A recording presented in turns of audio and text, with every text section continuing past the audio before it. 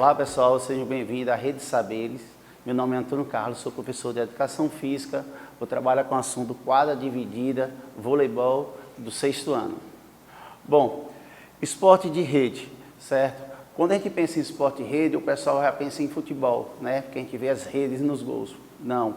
O que caracteriza o esporte de rede é uma rede que divide a quadra em duas metades iguais. Aqui temos alguns exemplos, certo? De esportes de rede, como badminton, peteca, tênis de campo, tênis de mesa e voleibol. Bom, nessa imagem aqui, para facilitar o entendimento de vocês, a gente colocou uma imagem para vocês entenderem que esportes são esses. Esse primeiro aqui é o tênis de mesa, também popularmente conhecido como ping-pong. O segundo é o voleibol, certo? Um dos esportes mais praticados no nosso país. E essa terceira imagem, certo, é o badminton, que ele é disputado tanto em duplas, mas também é disputado um atleta contra o outro. Então vamos lá. Nessa unidade a gente vai conversar sobre voleibol, certo? Vamos falar agora um pouquinho sobre a história do voleibol. É um esporte que surgiu nos Estados Unidos em 1895. 4 anos antes tinha surgido um esporte que era o basquetebol, um esporte de muito contato físico. E aí houve a necessidade de ter um esporte que outras pessoas mais velhas, certo, mulheres, pudessem praticar. Com isso, esse cidadão chamado William George Morgan criou o voleibol, certo, com o intuito de fazer com que pessoas que tivessem um porte físico menos avantajado pudessem praticar um novo esporte. Primeiramente, o esporte foi chamado de mitonete. Posteriormente, veio a ser chamado de voleibol. Bom, qual o principal objetivo do voleibol, gente? Bom, a gente falou que o voleibol é um esporte de rede, de quadra dividida, onde o principal objetivo dele é lançar a bola por cima da rede, certo? Fazendo com que ela toque na quadra adversária. Também ela pode tocar no adversário e cair fora da rede.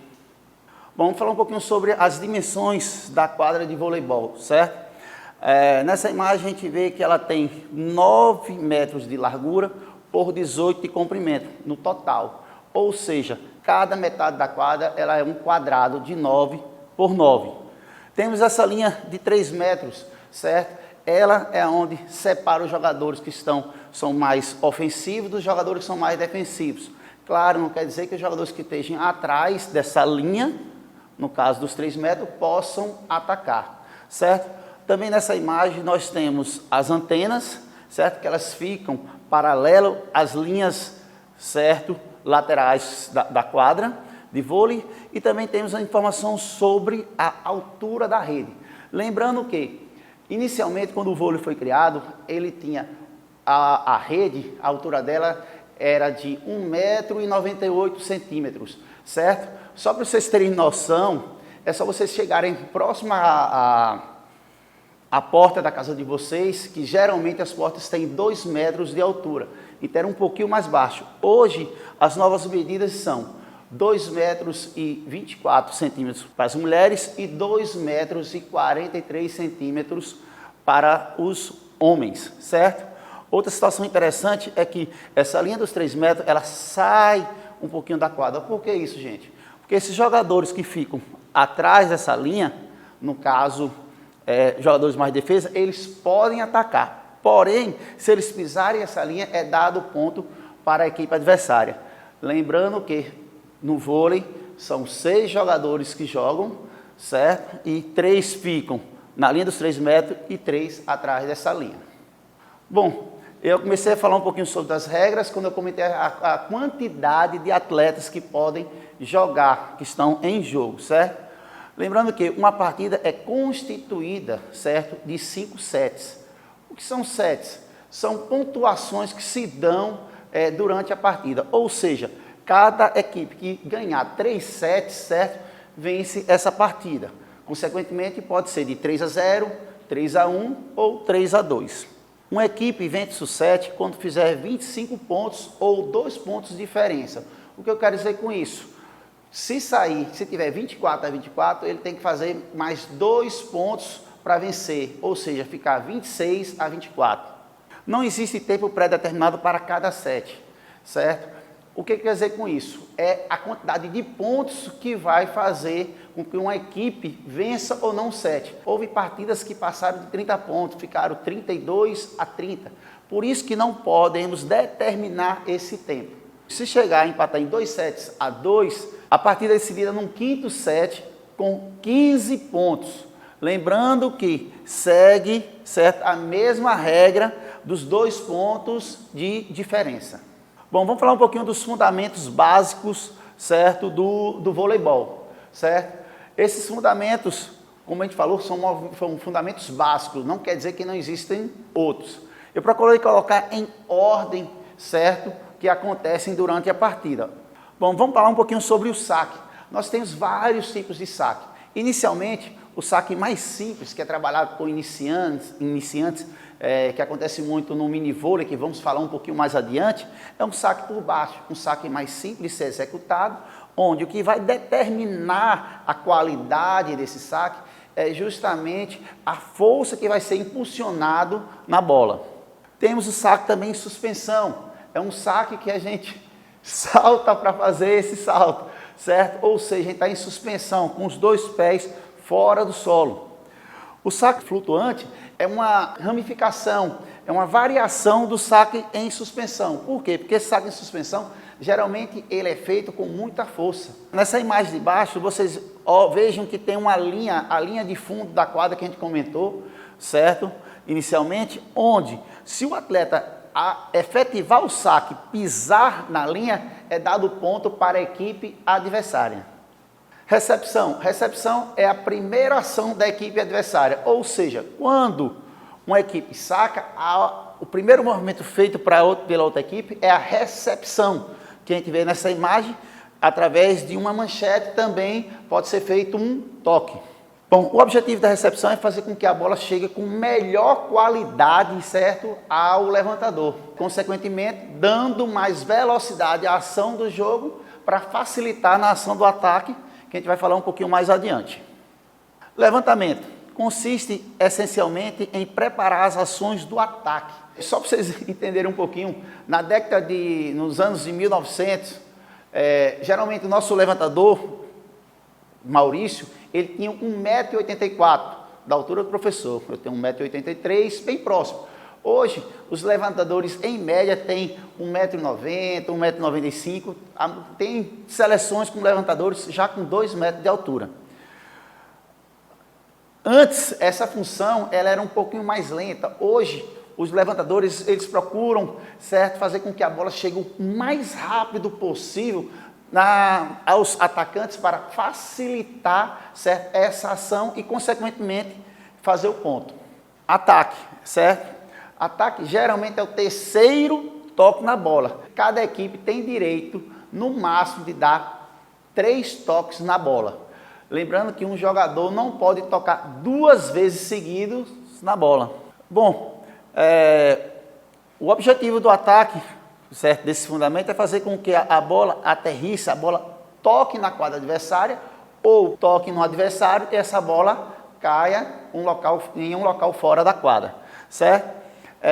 Professor, todos os jogadores podem atacar? Todos os jogadores podem atacar. Só um que não pode atacar, que é o líbero, certo? Mas os demais jogadores, mesmo que ficam atrás da linha da bola, podem atacar. Só uma situação sobre esse líbero. É um jogador que usa um uniforme de cor distinta, diferente, certo? Eles só podem ficar atrás daquela linha dos 3 metros, que a gente viu anteriormente, certo? E a função desse jogador é a defesa.